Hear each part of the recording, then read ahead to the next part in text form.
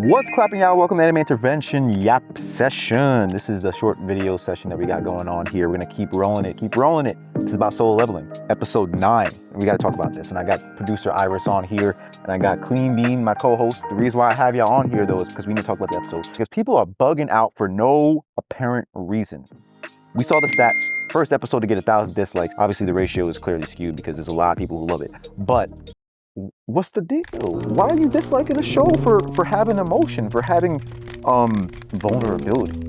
What do you think about that, Iris? Let's start with you. It's pretty clear that people who had an issue with the episode don't understand the story. This is literally the whole reason he became a hunter. Exactly. The reason he became a hunter was because his mother had eternal sleep disease and was in a coma permanently. And there is no known cure for eternal sleep disease at any point in this story. And he gets the cure, doesn't even know if it's necessarily going to work because she's the first case of someone waking up from the disease and is just hoping that everything that he's done up to this point was worth it for this. The episode is literally called, It Was All Worth It. So I don't understand how you can be upset with this episode or think it wasn't a good episode. I'm 100% in agreement with that. Clean Bean, what you got? I 100% agree. Like, you see the hard work and dedication that he's put into becoming a hunter for the sole purpose of, you know, providing for his sister and making sure that his mother is okay.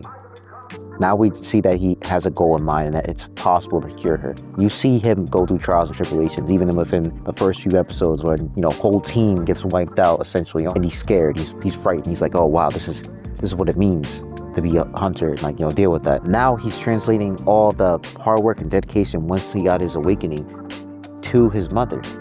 Of course that man gonna break down. Like, what? He can't break down? He can't fold? He's supposed to be an aura farmer the entire time? Nah, bruh. Somebody said something like, this completely disregards his aura. Like, huh? Excuse me, what? This bro is powerful as shit. Maybe he has no aura. He was chilling in the gym, right? Bro was having a great time, just relaxing, watching S-rankers do their thing. And then homie at the bottom was just like, that's a mage? That's a mage? That's a You don't mage see for the you? dark energy coming from this guy? That's a mage right there? What the I'm very disappointed in my fellow brethren, my anime community, the ones who dislike this episode simply because of the fact that it's not us, it's not who we are. I know there's people who are just like, I just watch anime for the hands and all that. Bro, this show is not just pure hands. It has some roots, some substance, and some story. You follow it, and you've been following it the entire time. You're gonna get your hands. Bro, there was hands in the episode and you're complaining? Next episode?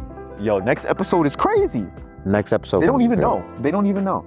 Is the next episode starting with ants? So the ants has already been like yeah. sprinkled, but the next episode's actually with them in the gym training. Not training, but like kind of like testing each other. That's All right. the hunters coming together, Sick. and it's so sick. They set up so well for that, and I'm like, so good. how could you be angry at this episode? Is there anything else you got to say, Iris? What you got? Even when he first gets the elixir of life, especially in the anime, I know that they highlight this a bit more in the anime versus the manhwa from what I know. He's like uncertain, like he's thinking out loud. All he's thinking about is like, is this going to work? Like he has like 6 servings of the elixir of life. And it's just a question of, will this even work for eternal sleep disease? And then when he rides Kaisel to the hospital, he gives her the antidote and kind of like hesitates for a moment. And it's just like watching her heal, thinks back to like some childhood memories. He like accidentally burned her when he was a kid, and he like still holds himself accountable for that.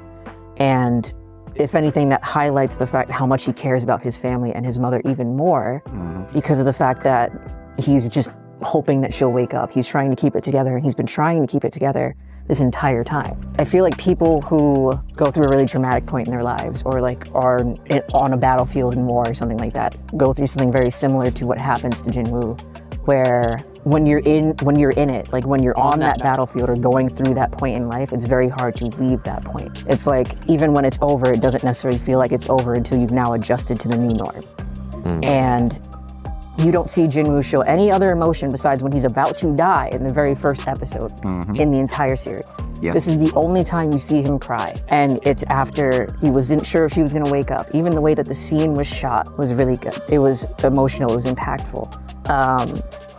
You see, like, they highlight the moon a lot. It's a full moon that night. It cuts to his sister who's doing her own thing. And it's just like, this feels like a really weird night, which doesn't really make it clear if she's going to wake up or not. Yep. And Wasn't then clear at all. I thought To be fair, with that view, I thought she was gonna die. Exactly. And then when it does come back to him, you see him look up and you see his eyes, like the emotion come back to his face before you even see that she's awake.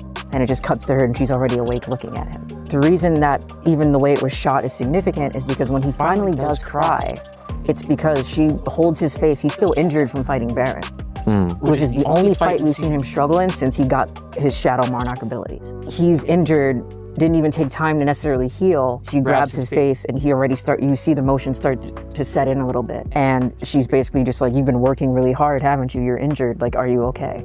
And that's when he breaks down. It's like, that's the moment where he finally gets to put down his weapon. She's the only one who realizes that. She's the only one who understands that. She sees his face and she understands all the work that he put in. The best characters are the ones that are multidimensional. Jin-woo's not just a killing machine. He's literally, from the beginning, was thinking about his family. So if a character's not allowed to show emotion when it makes sense for them to show emotion, it's like, what do you want? Even characters in like JoJo's, Dragon Ball Z, people show emotion. So I don't understand why it's such an issue for Jin-woo specifically to cry when his mother wakes up from a coma. This is closing, but I hope that those who did those dislikes understand and start to realize that this was a culmination of his story and really see it for what it is, because from now on, you're gonna get your hands, but you gotta understand the reason why those hands even happened in the first place. And that's this. That's Anime Intervention Yappers. We're out. We'll catch you on the podcast. If you like didn't like that episode, I don't know, like hug your parents or something. Please. Find something to do. God damn. All right.